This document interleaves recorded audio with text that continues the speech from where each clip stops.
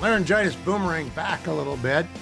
But luckily, I've got a lot of great guests, including, as we do with most Fridays, John Ellis, founder, chief editor, editor-in-chief of News Items, which you can get over at Google by finding News Items and type in John Ellis. It will take you to the Substack.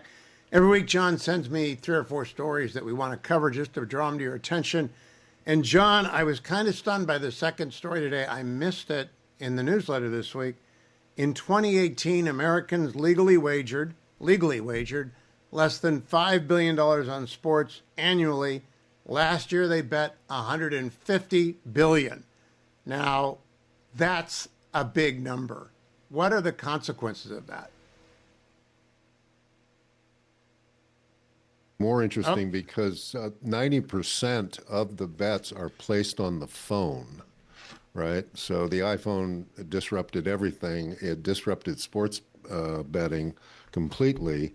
And a study of 9 million gamblers from the NFL season 2023-2024 found that 60% of bettors accounted for just 1% of sportsbook revenue. So what you have is a very small subset of a large group of people doing 60% of the betting, and the concern is that they are going all in, so to speak, and putting themselves in financial difficulty, to say the least. That's addiction land, and that's Art Schlichter land, and that's criminal activity and bankruptcy land. I was going to ask if you thought it had something to do with the affordability crisis that drives the down ballot stuff we're going to talk about. But do you think young people, do they do a crosstab on young people betting versus old people betting?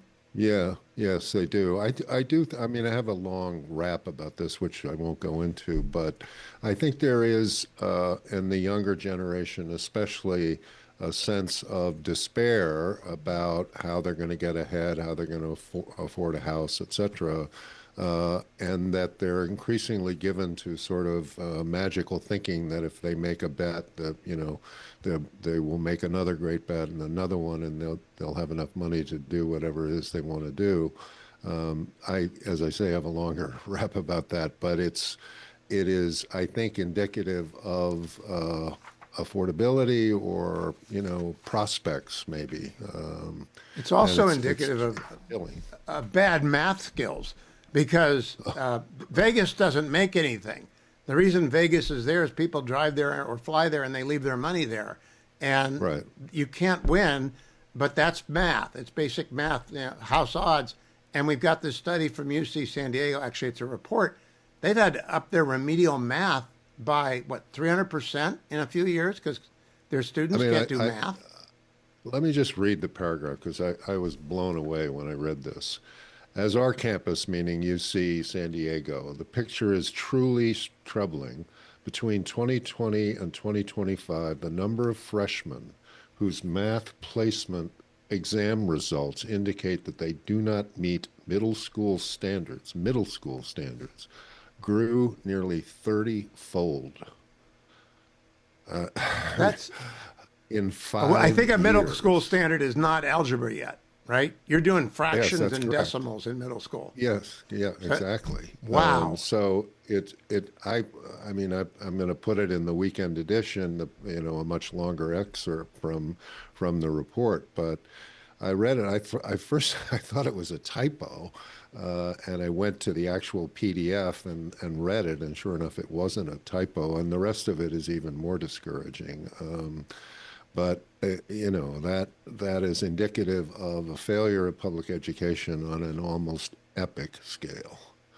I would also love the crosstabs on that and find out if boys and girls are receiving math differently, because I bet that they are. We'll see. The good news is the first item you sent me, which was also staggering, women control $32 trillion of worldwide spending. The study that came out from Europe's long-term growth champions estimates that up to 80% of consumer spending is already influenced by women, but forecasts that will actually control 75% of discretionary spending in the next few years. That's probably good for the world, John. I think that's sexist, but it's probably good for the world. Well, I can personally attest to the number of Amazon vans that pull up to our house that at least 80% of the decisions are made by women. But it has obviously all sorts of implications, not least of which is that if you're running a company that's selling a product, you better have a lot of women on your staff because they probably have a better insight into what messages women will hear and what products they want. And that's the thrust of the piece is the impact, of this Nielsen IQ report, what that means for management and marketing and so on and so forth. It's an amazing statistic. 75% of all spending is, quote, controlled, end quote, by women. That is, and that story originally comes from the Free Press to me, courtesy of news items.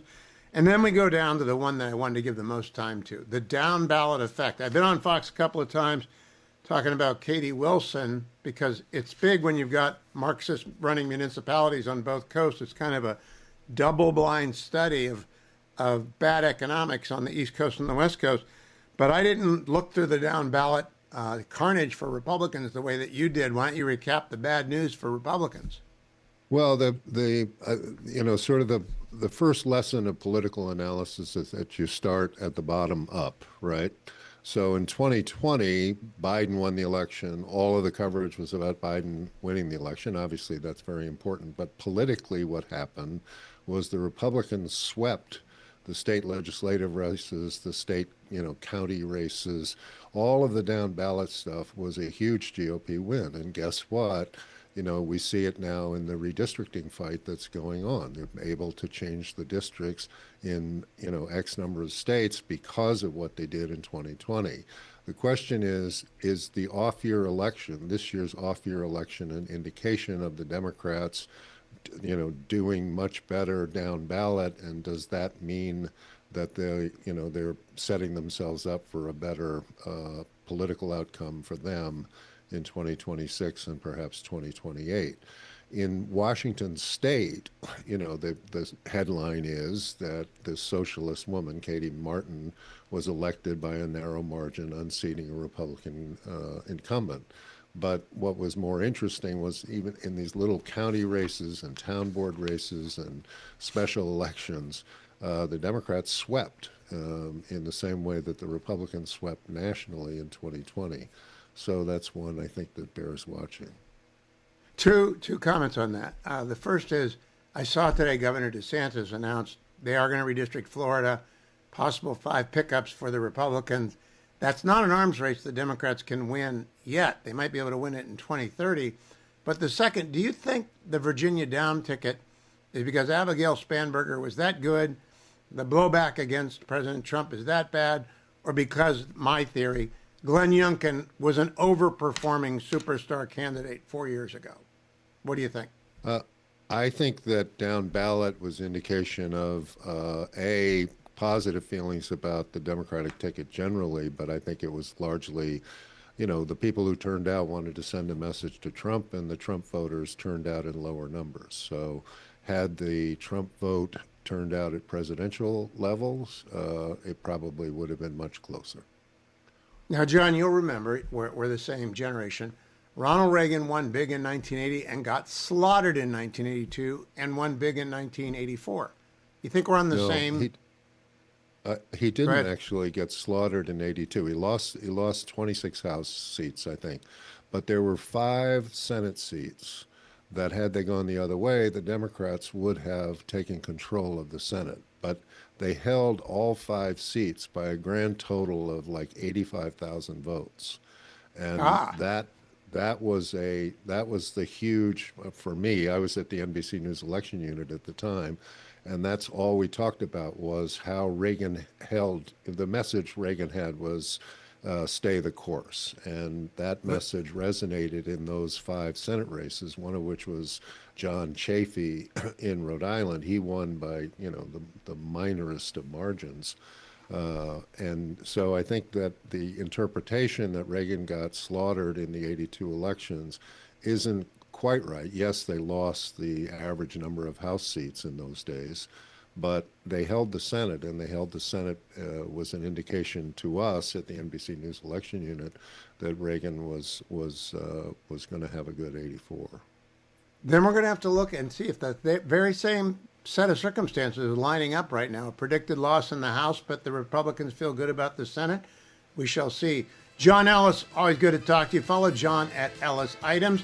Find news items on Google by typing in news items and John Ellis. Best newsletter available for those of you who love actual news. You may not know it, but this week marked the 50th anniversary of punk rock. I wouldn't have known it except for my guest Eli Lake and his fabulous podcast, Breaking History, available at the Free Press and wherever podcasts are available. Eli, you would never have gotten me to listen, even though I love your podcast. I think Breaking History is fabulous. You would never have gotten me to listen to a history of punk rock until you threw in Socrates. So Yes. one, great hook. Two, great production values from Clint Eastwood to The Birds by Sophocles from what 19th. Tell people what you're up to.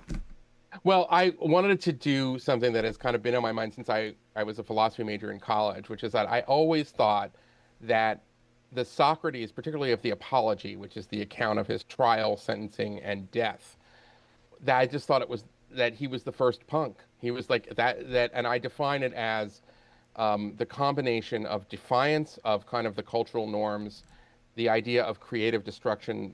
The brilliant concept of Joseph Schumpeter, the economist, talks about the idea that in capitalist free market cultures, societies, as you know, sometimes we need to have sort of the destruction of old industries to build better ones. The classic being the horseshoe versus the automobile.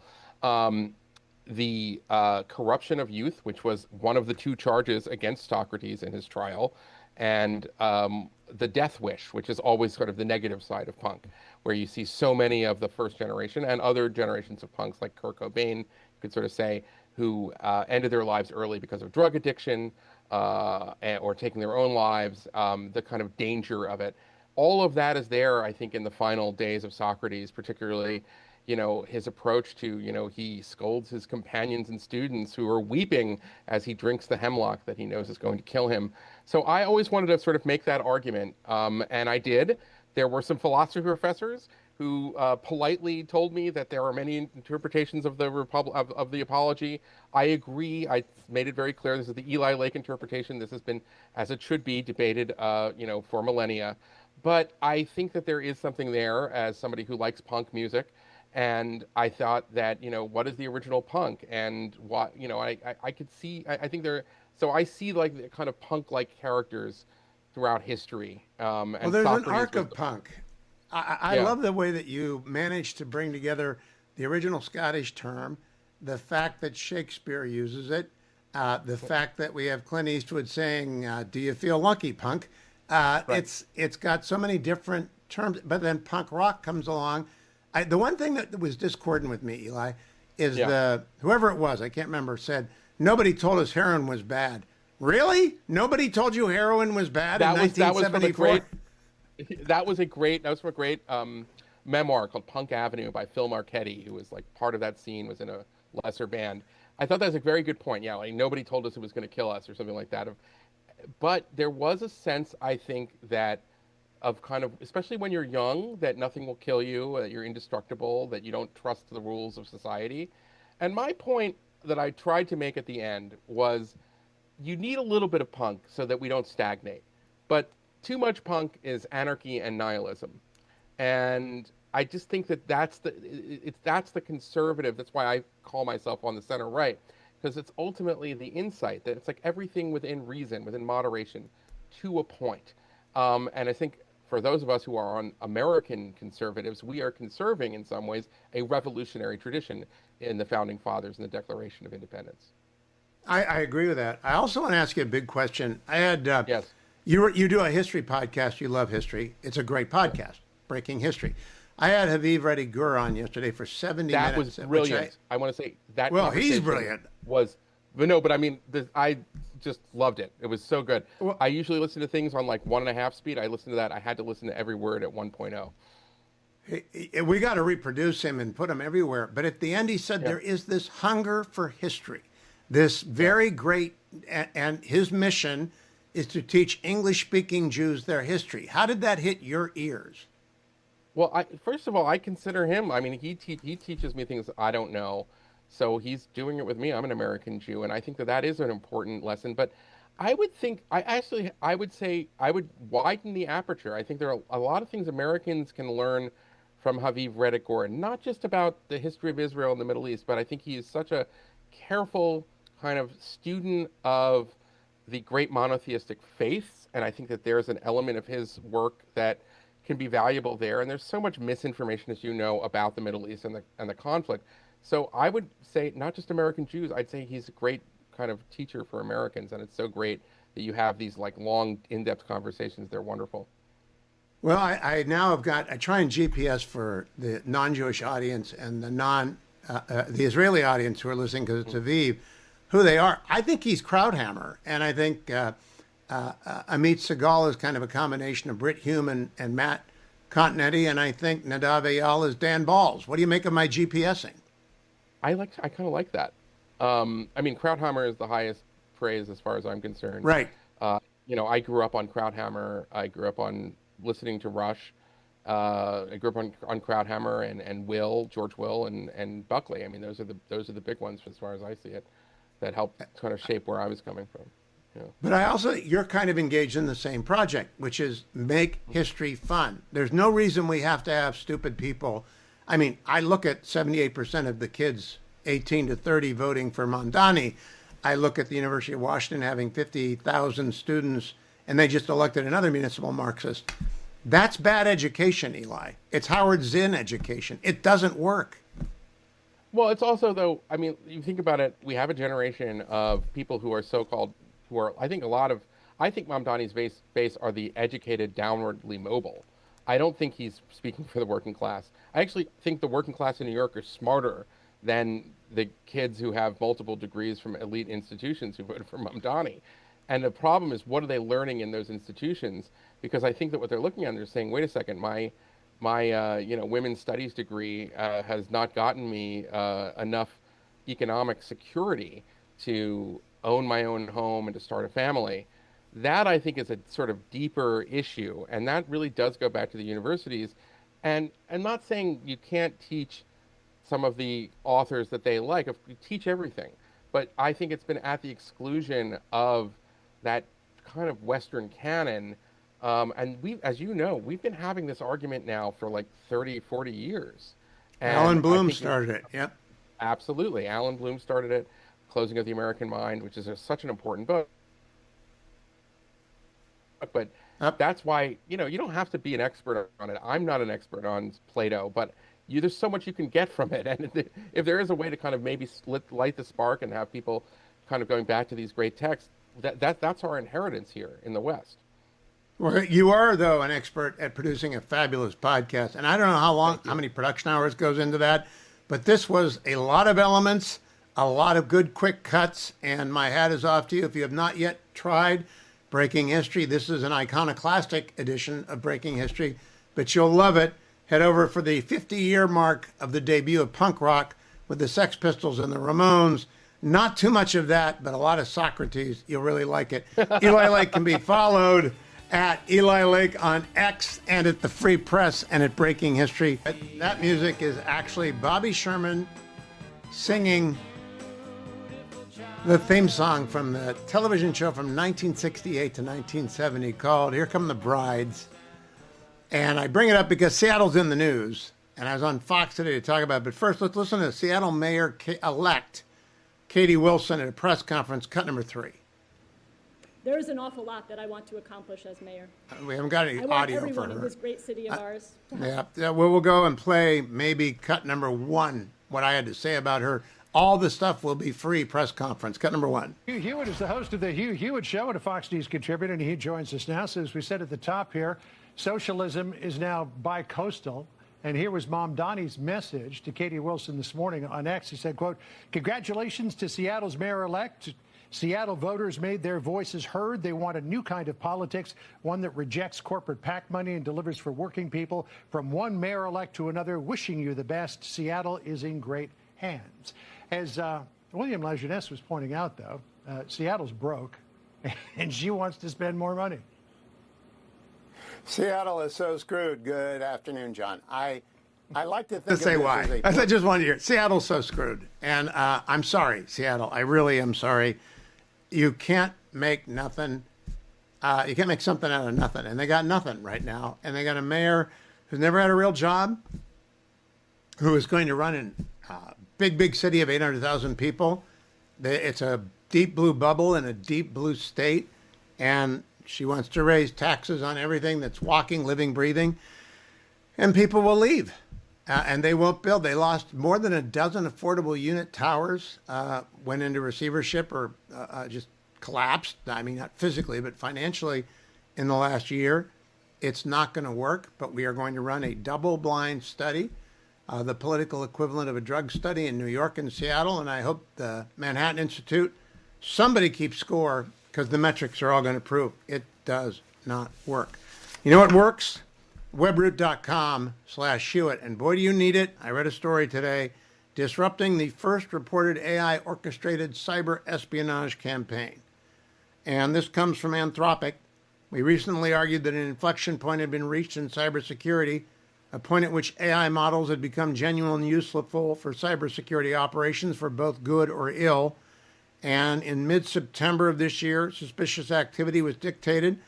The attackers used AI's agentic abilities to an unprecedented degree, using AI not just as an advisor, but to execute the threat attacks on various networks. So do you have any protection? Because we're coming to a place in the world where AI will 24/7, 365 from multiple state actors operate to loot your information and your money. And you really cannot wait around for that. You need to get webroot.com/Hewitt. Webroot Total Protection right now is 60% off, whether you get the individual package, which is one identity and 5 devices, or a family package, which is up to 10 identities and up to 10 devices. Protect them. Protect them with a VPN. Protect them against fraud. Get alerts. Get malware alerts. Identify the phishing scams. Just get protected, because AI is going to take all the baddies and enhance their abilities to break into your world, steal your identity, maybe steal your money. Don't wait another day. Webroot.com/Hewitt. Let me also tell you, I've got my laryngitis, and so I stayed out of the cold this morning. Didn't help much, but hopefully by Monday I'll be back to normal. But I do take my relief factor even on days when I do not go out for my trundle, because it's something you take 3 times a day for the first week, 2 times a day for the second week, and then it's once a day, and I take it in the first hour of every show, so you can see it. If you're watching on the Salem News Channel, you get to see me down the relief factor, and it's like carrying curcumin, resveratrol, and omega, and $19.95 for the starter pack. 3 weeks, try it. Get rid of the minor aches and pains that come with aging and exercise.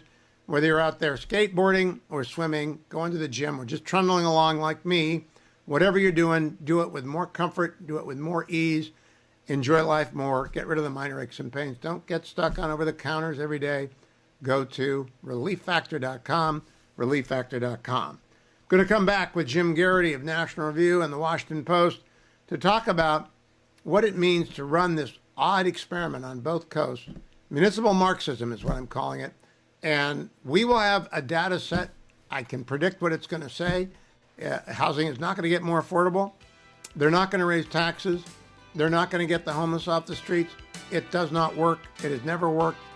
But I guess we have to learn that again. That music means Jim Garrity is with us. Follow Jim on X at Jim Garrity. He's a Washington Post columnist. He's the senior political writer for National Review. He is Big Jim Garrity. Jim, I want to talk about the big sort. And I think the blue got bluer last Tuesday. Seattle got dark blue. It's a state that went 57% for Harris. And then today I saw Ron DeSantis saying he wants to redistrict Florida to pick up 5 seats for the Republican. Is this sort of what we're condemned to, a blue and a red country? I think so. And by the way, Hugh, I want to thank you for having me on your program. I know it's been a little while. It's always fun to kick around these sorts of issues with you because I know I'm going to return it for a touchdown. I know you knew this was going to come up, and I just want to point out, Hugh, the Cleveland Browns I want the had draft worst choice. special I want teams the draft choice. since the Rapid City Monuments were in The Dark Knight Rises. It's like when the bombs were going off and Hines Ward was going all the way. It's like their defense, like the special teams wasn't even on the field. So, by the way, after I'm that glad I gave you some joy, but in the end, in April, I'm very happy. Come April, I'll take this. I'll take the loss. But Jim, what about the big story? Because you guys need to draft another quarterback. So so as for the big story, I do think it's kind of interesting that you saw this in these two separate cities. New York has always been a big city, right? Seattle had this big boom in the 90s, and it has continued since then. Both tech-driven, and in both cases, housing became phenomenally expensive. In some ways, they were consequences of their success of having lots of people who want to live there. And I have no support for Mamdani. I have no support for this female Katie Wilson. junior version of Mamdani they elected out in Seattle.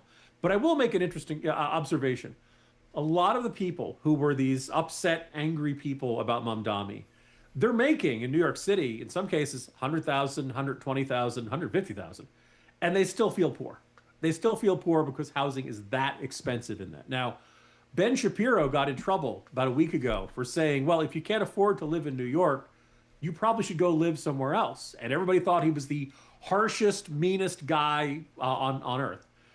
With the argument of the Mamdani crowd, and I would point out the Groypers and a whole bunch of the, woe is us, there is no possibility for success in America anymore. They believe that if they can't find the job they want to do, at the salary they want to do, in the location they want to live in, then capitalism has failed, or America has failed, or society has failed them. The thing is, no other generation had it just handed it to them, right? You've always had to make compromises in that case.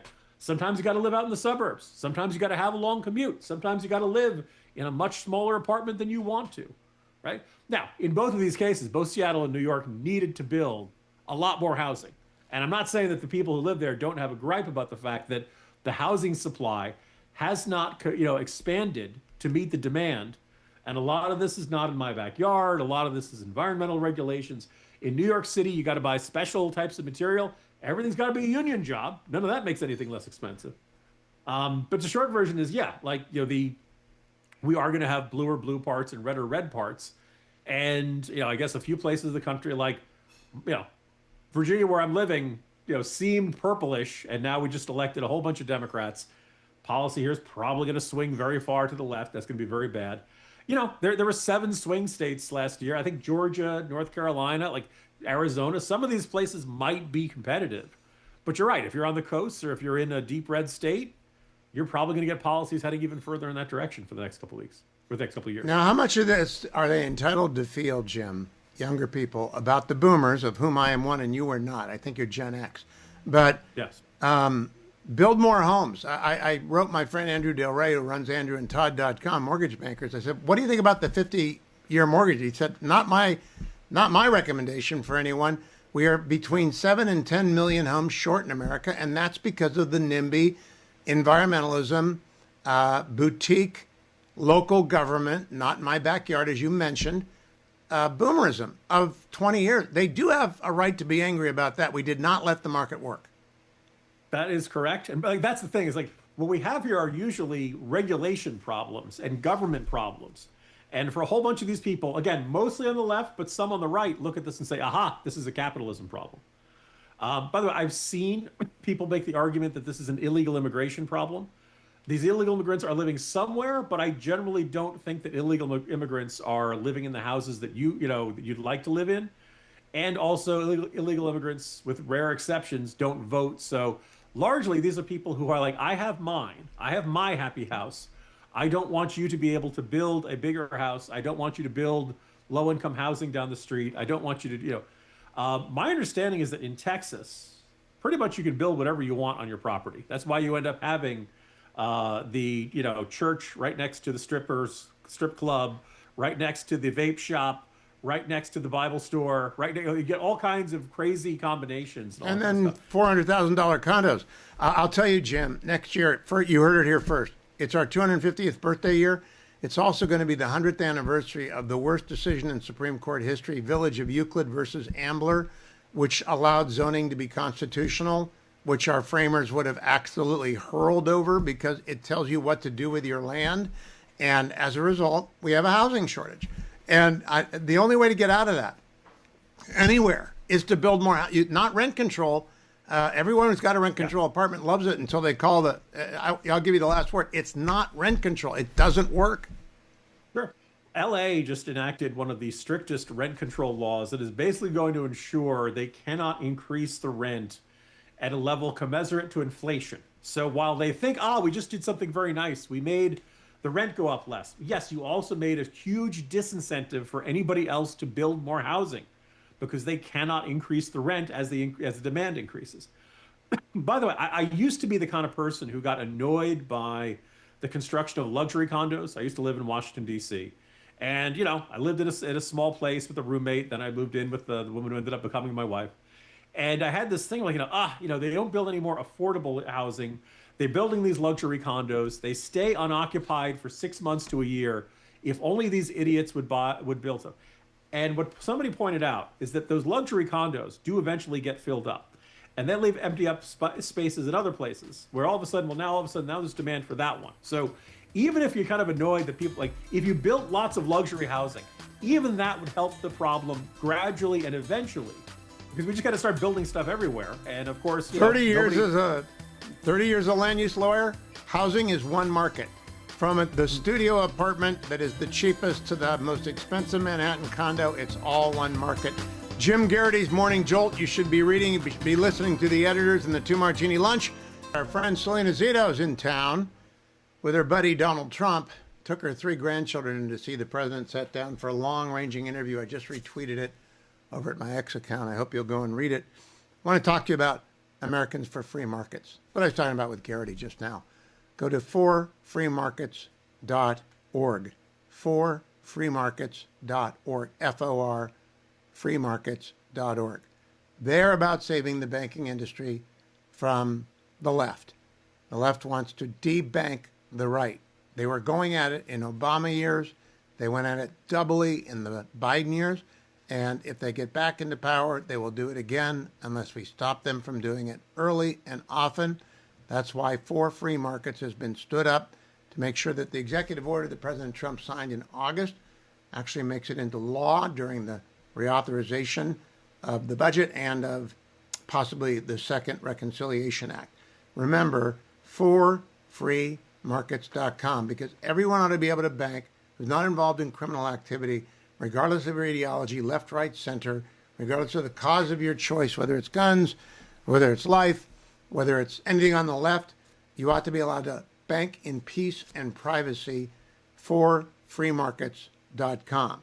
Let me also remind you that we're coming up on the time you've got to save some money. It's the holidays. You got to save some money. Save some money at the front end with consumercellular.com/Hugh. Their number is 800-411-4454. 800-411-4454. My code is Hugh25. If you call them and you want to use my code Hugh25, it saves you an extra $5 off each of your first 5 months with Consumer Cellular. Takes less than 20 minutes to switch. You'll save money every month. You'll especially save money if you're over 50 years and you've got an unlimited data program. You are almost certainly paying too much. They have 2 lines of unlimited data for people who are 50 years and older. And you get that when you just call them up at 1-800-411-4454, or you go to consumercellular.com/Hugh. You can have savings and get the same service. You can have service with savings. You can have it either way, but save the money. Don't throw it away by paying for too much data. Consumercellular.com/Hugh. Remember, my code is Hugh25. Finally, turning small talk into big talk. That's the book you got to go get at jansbooks.com. My dear friend Jan Gennaro wrote that last year, Labor of Love, sold and sold and sold. Publishers Weekly bestseller, Amazon staff, selection of the month. Turning small talk into big talk will get you ready for Thanksgiving or any dinner you're going to go through. Turn every opportunity to get into a very good conversation, something that pleases everyone, someone that takes you somewhere you haven't been before. You learn something, you learn how to present, you learn how to control, and it's so easy. Jen is the master conversationalist. His table questions are all there. His techniques are all there. Go to jansbooks.com or go to Amazon or Barnes & Noble and order Turning Small Talk into Big Talk. You'll thank me. Jan Janor is a very dear friend of mine. He wrote a great book. I wrote the foreword for it. But the meat of it is what Jan can teach you about talking. Turning small talk into big talk. I'm Hugh Hewitt. Excuse the laryngitis. It's still sticking around, but I didn't want to delay this interview. A few days ago, I saw this headline pop up in the Wall Street Journal. Palantir thinks college might be a waste, so it's hiring high school grads. Goes on to talk about their meritocracy fellowships. They're doing 22 of them this year, where they take kids out of high school, they give them 4 months of Western civilization, and they send them out into the bad old world of work. Running that program, or helping to run it, is Jordan Hirsch, who joins me right now. Jordan, welcome back. I can't remember the first time you were on with me. When was that? It's great to be here. I've never had the pleasure, actually, but we've been in touch over the years, and it's really an honor. Thanks for having me. Well, then I got to ask you my first two questions. First question is, was Alger Hiss a communist spy? Alger Hiss was, it seems history has proven that he was indeed a communist spy. And have you read The Looming Tower? We not only have we read The Looming Tower was required reading for our meritocracy fellows. So it's a book that's I've reread it now multiple times. You have made my day. I want to give you the floor because my voice is broken to explain the Palantir program. By the way, Jordan is so credentialed, Second Circuit clerk, Covington and Burling, Strauss Center fellow, clerked on the Foreign Intelligence Surveillance Court, so he got all the clearances. He knows everything. Jordan, what are you doing at Palantir with these 18-year-olds? Because I think it's great. Well, thanks for asking. We think it's really special. What we're doing with these 18-year-olds is we said to ourselves that something is not working with the college system. It needs a serious amount of reform.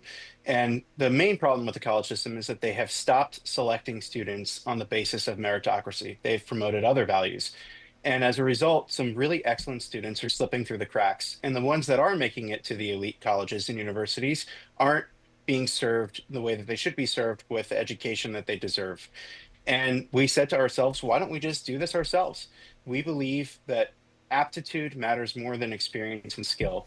And so we decided to go test that theory and experiment a little bit. And we put out in April, basically in the span of a week, we decided to throw this together and said, if you want to skip the debt and skip the indoctrination, come build at Palantir. And we received over 500 applications from students all over the country. And I'll tell you, the beautiful thing is we have an amazingly diverse class that was born out of meritocracy. We have students from all kinds of socioeconomic backgrounds all over the country, the East, the West, the Midwest, the South. And it's been a really special experience putting them all in the same place. And I will tell you, they are contributing right alongside our experienced, tenured Palantir software engineers and contributing to customer outcomes, which is the most important thing for us. Now, Jordan, I joked that I got into Harvard long ago and far away on the Ohio quota, but it's because I was a National Merit Scholar. They just took you. And I wonder, how do you identify merit in 2025? Because I don't even know if we're administering the National Merit PTSA or whatever, PSAT anymore. How do you pick them? Yeah, it's a great question. We pick them largely and for us, it's even maybe a little bit easier. We know what fits at Palantir, but what we're looking for is a degree of, at the bottom, agency and autonomy. Are you willing to take on responsibility, and can you run with it? Or are you going to wait for direction, and do you need to be told what to do? The people who really succeed at Palantir are the people who have agency and can really take the ball and run with it. Obviously, you have to have talent. For most of the kids, you have to have some coding experience or ability, but that's really at the bottom what we're looking for. So we've really scrapped all the things that you would find in the traditional college admission system, which has become laden down with all kinds of different, kind of quote unquote holistic ways of evaluation, and really stripped it down to the core of, do we think this person fits in our culture or not? And we're treating them equally. We're putting them through the paces like we do any person who applies to work at Palantir. And I think that's the key, because they then don't feel like if they succeed, it's on the basis of something that they did and they earned, and that's it. And I think that is a very refreshing thing for all of them. Oh, this is going to get you're going to go from 500 applications to 50,000 applications, because everyone's going to want to do this because it makes so much sense. But you are a classic meritocrat. You're a Columbia undergrad, and they used to teach Western Civ. Then you went to Yale Law School. I don't know what they teach at Yale Law School, but the people who go there are pretty smart. What do you want to get taught to them in 4 months? What do you want to have them anchored in, and how do you do it? Yeah, it's a great question, because it's obviously we can't recreate the Columbia core curriculum, which takes place over the course of years, and even those introductory classes take place over the course of a whole semester. And actually, this 4 week period, which is where we're really doing a quote unquote the great books program, is even shorter than that. So the way I think of it is like it's like gamma rays. We're trying to irradiate them with the core ideas that animate Western civilization that matter the most to Palantir. So that helps narrow the focus a little bit. And the way we decided to break it down was spend 1 week focusing on what is Western civilization. When we talk about protecting the West and defending the West, which Palantir talks about all the time, what is that thing? The second week was focused on what makes the United States unique within the West. What is special about America? Our constitutional system, our politics, our engineering culture, our foreign policy.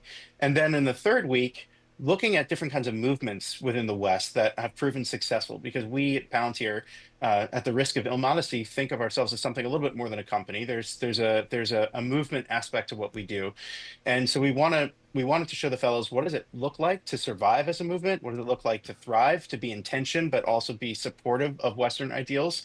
And what does it feel like to get stoned, literally or figuratively, to really come under criticism, because that's something that happens to us all the time.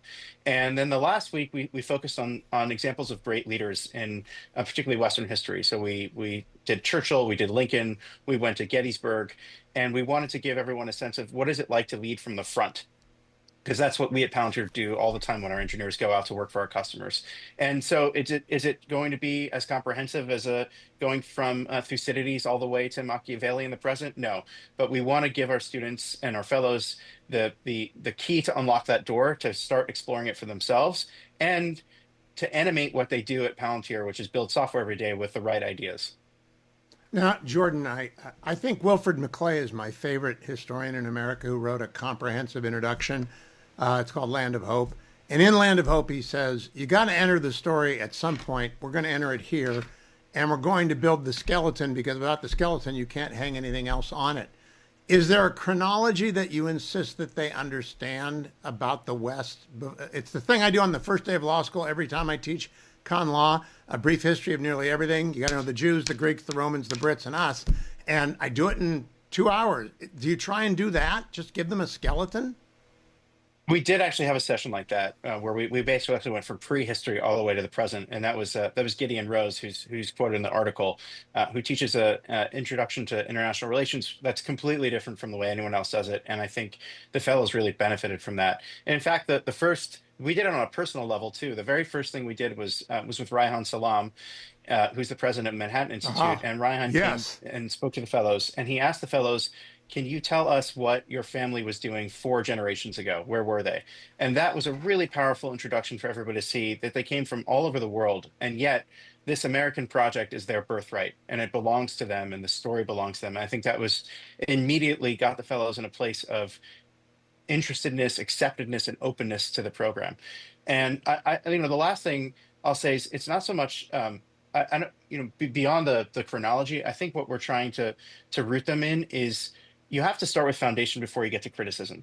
So one of the fellows asked me, why aren't we learning, what should we learn Marx? Can we learn all these kinds? I said, absolutely. We'd love for you to learn Marx. We're not afraid of other ideas at all, but it's our job to orient you first and foremost. And so this is really an orientation. And I think one of the things that colleges have made a mistake with over the last generation plus is that they've leaned too heavily into criticism and not enough into foundation. And criticism is vital to our democracy. I'm not saying that we shouldn't be critical. We shouldn't question. It is one of the hallmarks of our system. But if you have only criticism, and especially if you start somebody's life on criticism and you don't provide them the foundation, then they're unmoored. And I think what fellowship is trying to do is give these fellows a mooring into what matters to us at Palantir, but really what matters to the United States and to America and to the West. And I think it's proven very magnetic to them. I think they've really taken to it. Well, I hope you will come back and check in with me like quarterly on how the fellows are doing. But I want to ask you, are you having fun doing this? Because the best teachers are the ones who love teaching. I have to tell you, Hugh, it's the most meaningful thing I've done in my career. It is such a special experience. We are all at Palantir enormously energized by the presence of the fellows. And it really is a credit to this first class, which put so much into it because it made us feel like we wanted to put even more into it ourselves. And I'm energized every single day going into this. I absolutely love it. And I'm excited for year two. We just launched applications for the second round of the fellowship for next fall. So anyone listening, if you have if you have high schoolers, graduating seniors, please encourage them to apply. Search Meritocracy Fellowship at Palantir, and we would love to consider them. And it's a very special program, and we're looking for people who are not being considered by the standard talent pipelines, but deserve a shot. I'd encourage every high school kid out there listening or their parent, go to Palantir Meritocracy. Did I get that right, Jordan? Palantir Meritocracy Fellowship? Just Google Palantir Meritocracy Fellowship and apply. Jordan will be back in a couple of months to fill us in on how his first class is doing. Good luck with his experiment, Jordan. It's very important. Before I get to some cuts of Alex Karp, the CEO of Palantir, and by the way, I sold my Palantir again because I had Jordan coming on. I don't want to own a stock when I'm talking about the company, so I sold it yesterday. So I've got no conflict. I want you to see Donald Trump welcoming Selena Zito into the Oval with her grandkids. Cut number 2. That's for you. You want it, or you don't have to have it. Would you like it? I love this. Selena has got to be over the moon. I'll talk to her about it next week. Alex Karp, you just heard Jordan Hirsch talking about the Palantir Meritocracy Fellowships. Well, the CEO of Palantir is Alex Karp, and he was at the Hudson Institute and had this to say about the uniqueness of America's view on rights. Cut number 10. Oh, it's freezing. That's unfortunate because we can't freeze Alex. And I will, in the meantime, tell you about Best Hot Grill because they are a great sponsor of ours, and we need to warm up the Telecaster. BestHotGrill.com is the very best grill made in America, the Solaire Infrared Grill. And at Best Hot Grill, you can get not only the Solaire Infrared Grill in every size, from hibachi to the big. You can try it before you buy it with the big. You can also get the one and only Rasmussen Fireballs. You can get the one and only log feature and a special kit to measure your fireplace for the right size log kit. But what I really want to sell you on and have you think about is we're getting into the gift giving season, and the very best gift you can give is one of those two small or next one up, or maybe even the third one. I don't know how heavy the third one is, but the first two are very manageable for backyard grills and picnics and football games. Wherever you're going to go, take the Best Hot Grill hibachi with you. And all I can tell you is I've known Rhett and Irene forever. They're fabulous. They make wonderful products. I've got them on both coasts. Dwayne's got it in California. And if you want to get it for yourself, try it before you buy it. But think about your clients, the ones who make the wheels go round. Send them a Best Hot Grill. BestHotGrill.com. Now here's Alex Karp of Palantir talking to the Hudson folks yesterday, cut number 10. The rights we have in this country are inalienable, and they are given to us by God. As if you compare this to, say, the German Constitution, which I wrote down, the same, it's where we talk about endowed by their creator with certain unalienable rights. The German version, which is translate roughly as a conscience of his responsibility before God, so not from God, and mankind, inspired by the will of an equal member, to be part of, this is rough translation, united Europe and to contribute to world peace. Okay, so we have these rights that are incorporated in our First and Second and our Fourth Amendment that aren't given to us by humans, they're given to us by a higher power. That's very, very important in understanding when you look at businesses as an example, some businesses that are 5 years appeal to be 20 years old. Some businesses, we have Rupert Murdoch here, who seems to be getting younger every year. Every year. I've known you for a long time. Why is that? Why and the principle, and then you have this. So you have this revolution. It's happening in a country which, at least constitutionally, obviously not historically, is much, much older than Europe. As United Europe is it's under 30 years old, and it's still not clear what it is really. You have a country which should not have been the leader of what matters in the world, but is the leader in the world.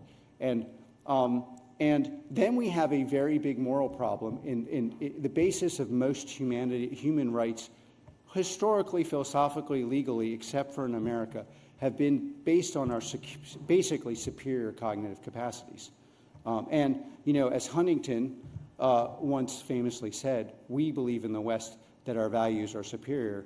The non-West understands it's our ability to organize violence, which is an intellectual and technological endeavor. And that's the thing that has made us, at the end of the day, be able to be superior over non-human life forms. But with large language, but with large language models and AI, you actually have the first time where how do we justify our obvious superiority, not just as a culture, but as a species, vis-a-vis something that may be able to do cognitive things that we can't do. And we are the lone country that has the basis for this. Our rights are not given to us by our intellectual superiority. They're not given to us by a consensus built in Germany or in the United Kingdom. They're not built to dedicate to world peace, although that would be nice. They're given to us by our right that we were born here as Americans, and those rights are indelible. And this is He's right, and I'm glad that someone is saying that from Silicon Valley. He also spoke about the changing culture in Silicon Valley. Good news, cut number 6. We cannot allow ourselves to become Europe. We really have to fight. And I'm sure many of in here are going to be involved in that. And Palantir, I think, has been at the forefront of this. And I'm most proud of the fact that we've been able to shift the culture to being, in Silicon Valley, away from being skeptical of America to being pro-America. The idea that you would give tools to give Americans an unfair advantage on the battlefield was viewed as heretical until recently. Now it's viewed as common sense. The idea that we enforced meritocracy when we were getting sued by the DOJ for basically just hiring the most qualified people. And if you do that and you succeed, you can actually change the way people think. And thank you.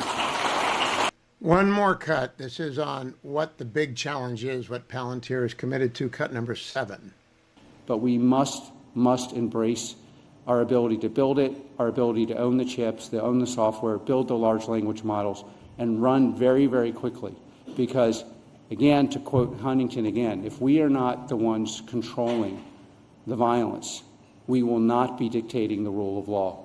The things we hold precious in this culture, I would say embodied by our Constitution, and especially in our first 4 amendments, those things will not be the same if we are not the dominant technological culture in the world. And while we may have tons of disagreements on these things, those are really the alternatives. Oh, you got one thing wrong. First 5 amendments, we've got to protect private property against taking for government use without just compensation. We have not done that for 100 years, and we are, as a result, in a housing crisis. We are, as a result, in an infrastructure crisis. But I'm not in a relief factor crisis. I'm in the relief factor studio. And I remind you about it every single hour, and I tell you about it again and again and again because I want you to try it so you can get out there tomorrow and enjoy your weekend. Pick up your 1-year-old, pick up your 3-year-old, pick up your 5-year-old, not worry about it. Go to the soccer game with a bunch of tribe of little ones running around, not worry about it. Go to the gym, go swim, go run, do whatever you want, and feel good on Sunday morning because you're taking Relief Factor 7 days a week like I do. Call 1-800, the number 4, and the word relief. Ask for the starter pack, $19.95. That's less than $1 a day. Take 3 a day for the first week, 2 packets a day for the second week, and then you're on the 1 a day like I've been for 12 plus years. and won't ever stop.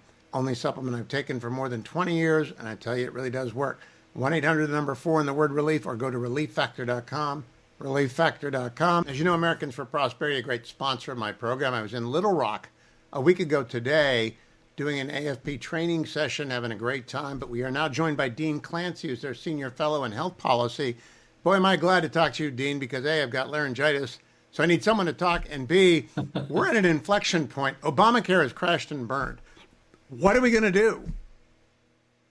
Well, hopefully we're going to fix healthcare and get the cost of insurance and medical care down. Cost of living is a huge issue right now. American people are very concerned about it. We see that in our own polling, and we stand on front porches and talk to people, and the cost of living is very, very high on their list of concerns.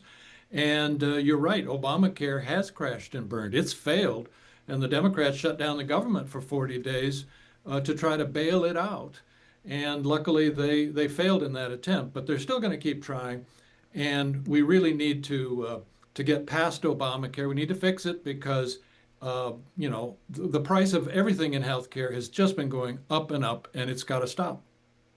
Now, Dean, I always tell people I was a healthcare regulator at the county level for 17 years. Health insurance is not health care. And if we could just get over that number one clear thing, healthcare is what we want. How we buy it is what matters. What is the big idea that AFP wants the Senate and the House to think about as they go through the appropriations process? Well, what we'd love for Congress to do as soon as possible is basically what President Trump said in a tweet the other day. He said, let's stop sending these billions of dollars directly to health insurance companies through Obamacare and other federal programs. Let's just give that money directly to people in a tax-free health savings account, an account that you use for qualified medical expenses, doctor's appointments, MRIs, prescription drugs, and so on. But on every purchase, you get like a 25% discount because it's tax-free money. More importantly, you shop for value, you compare prices, you demand to see prices because it's your money. That's what's missing in American healthcare. We've been relying on big insurers and hospital corporations and employers and a lot of other people, and it's just not working. So HSAs for all, pre-fund the accounts for the people who need the help, who need these programs, would save a lot of taxpayer money, and I think you'd start to see healthcare prices coming down. Dean, I read during the middle of the Obamacare debate a great piece in the New Yorker by a great doctor in New York, whose name is escaping me right now, called Pathway Evolution in Healthcare. And we've gotten here by bad choices every 10 years for 50 years. Right.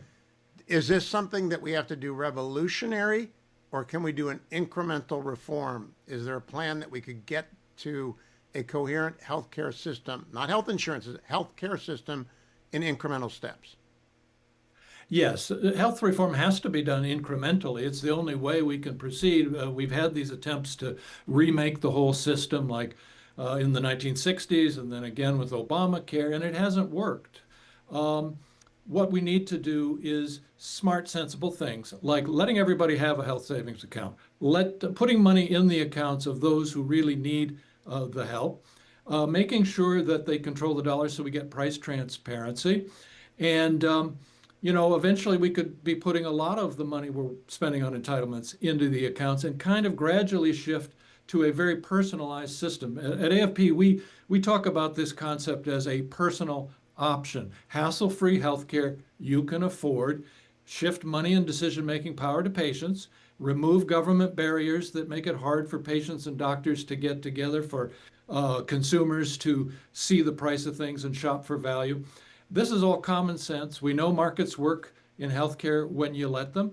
So let's start doing those things. And we have been working on that, but a lot more needs to be done. And the failure of Obamacare has really cast a dramatic light on why we need to do it, and we need to start soon. And I'm very hopeful that the Republicans in Congress are going to tell us what they're going to do, because really the spotlight is on them right now and on President Trump. They ought to, number one, start following you on X at Dean Clancy, but also take note of that. I just see the growth in concierge, which is just private health insurance, it's private care.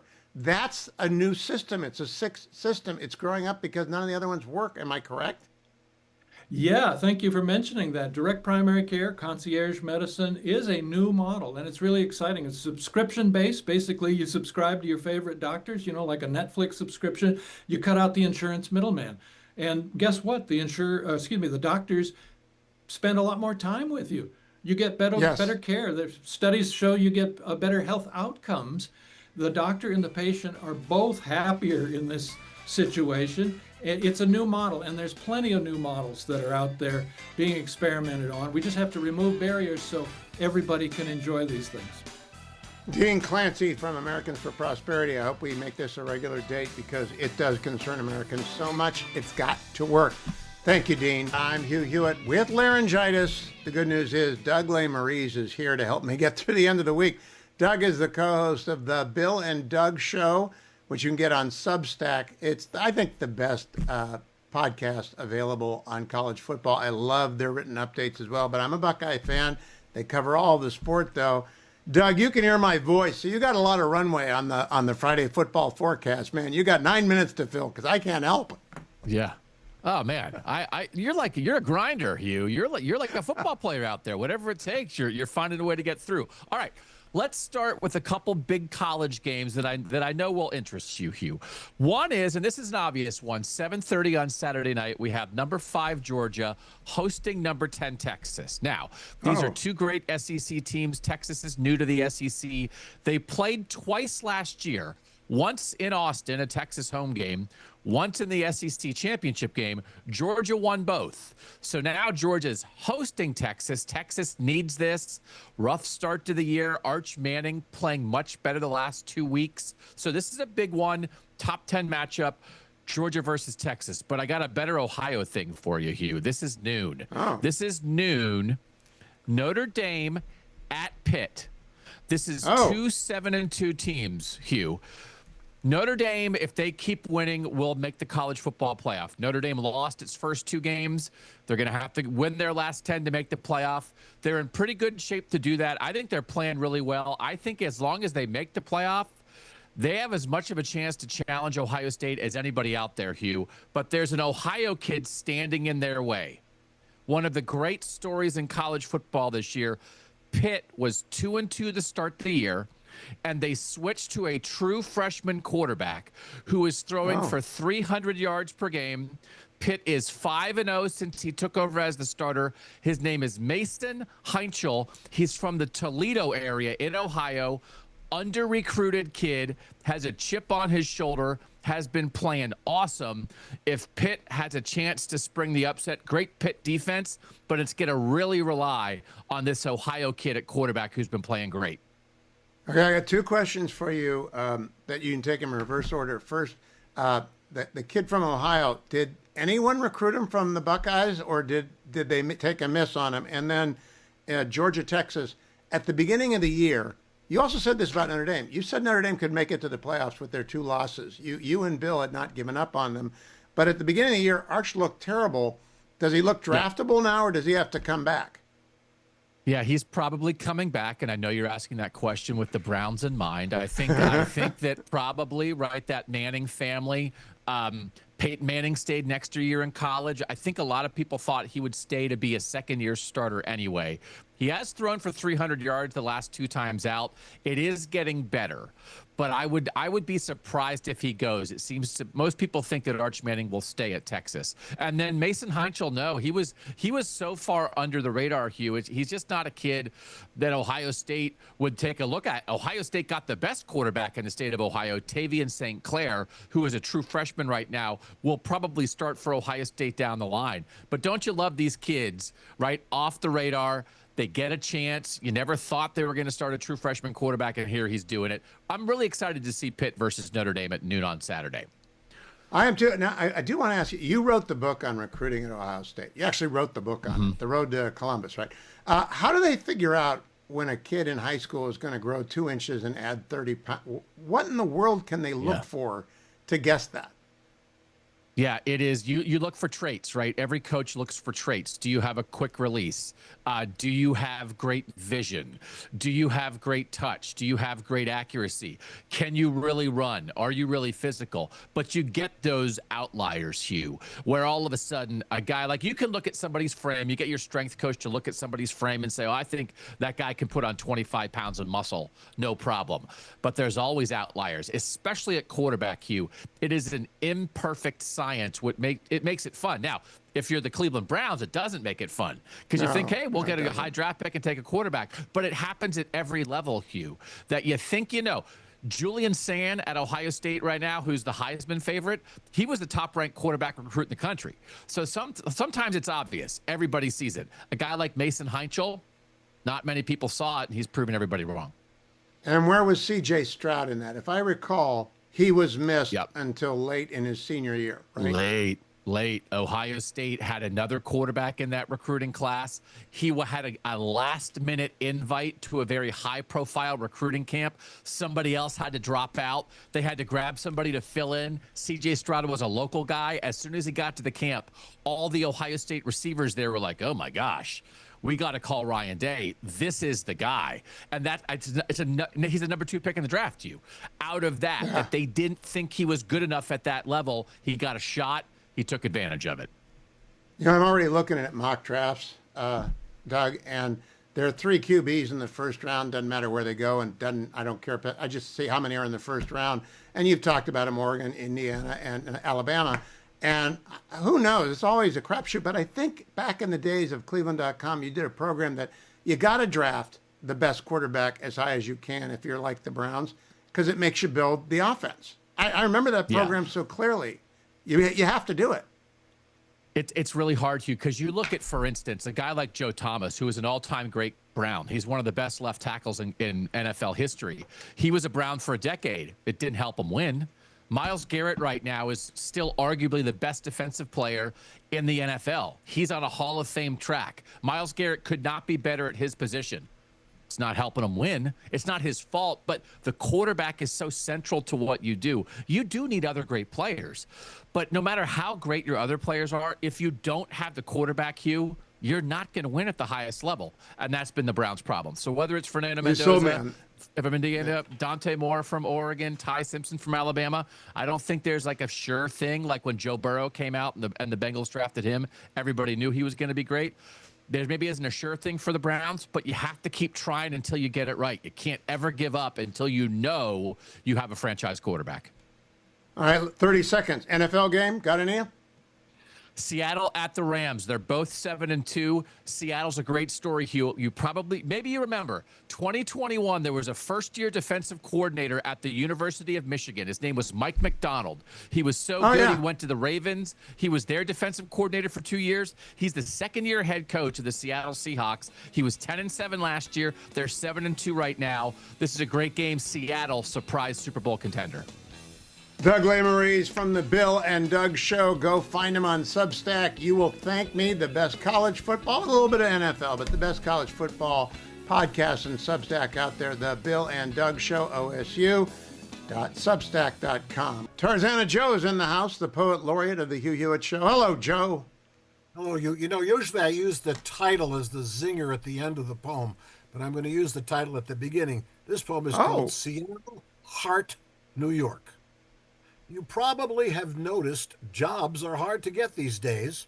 Folks are using AI tools to pad their resumes, though AI is the reason that fewer jobs are open. Well, you send in your submission and you spend the next week hoping. Then HR uses AI, because it works much speedier, to review every expression of your past on social media. Well, if your past is sketchy, but you still need a position, I think it's in your interest to become a politician. Just claim that you're an advocate. No one will be the wiser. You could be a rapper or commuter organizer. Living in the Golden State, I'd say, is somewhat stressful, but as a politician, Gavin Newsom is successful. He's quite the prime example, and the lesson is profound, though the only things he's ever run, he's run into the ground. He loves his little super train. It says it would be swell, but he couldn't build a Lego, let alone a Lionel. So if you're looking at careers and what you want to be, simply practice saying everything is free. Yes, AI in the workplace means some modified ambitions, but intelligence has nothing to do with politicians. That was originally going to be called Welder Schmelder, but it's now Seattle Heart, New York, by Tarzana Joe. You know, Joe, that's fabulous. AI does not threaten your work. They cannot produce a Tarzana Joe poem the way that Tarzana Joe can. And they can, anyone in the audience who needs a poem for a wedding, a farewell, a retirement, you go to tarzanajoe.com. And what's the button say? I want a poem. That's pretty intuitive, even for those who are not particularly familiar with the internet. Go to tarzanajoe.com and hit the button, I want a poem. And will Seattle Heart, New York be posted there today at tarzanajoe.com? It's there right now. And it's free. Joe, I did have to laugh, though, out loud about the meteor. You always throw in a New Yorker accent every 5 or 6 years. I like it when it happens. So thank you for that. That's where my heart is. My heart is at home on 84th Street. But I'm very glad you're not, because that city in Seattle, it's not going to be good. Thank you, Joe. Have a great weekend. Don't go anywhere, America. Dr. Larry Arnn, the Hillsdale Dialogue is ahead. The last broadcast hour of the week. I've got enough voice to get through that. Do not miss it. We're back into World War II with the great one, Winston Churchill. And now more than ever, you got to learn what courage and leadership is all about. Now more than ever, you got to know what it is to be able to endure the wilderness and prepare and to learn. And then at the height of his powers, height of his literary powers, in 1948, he comes out and tells us about his role in the greatest struggle for civilization ever, World War II. It's well worth your time.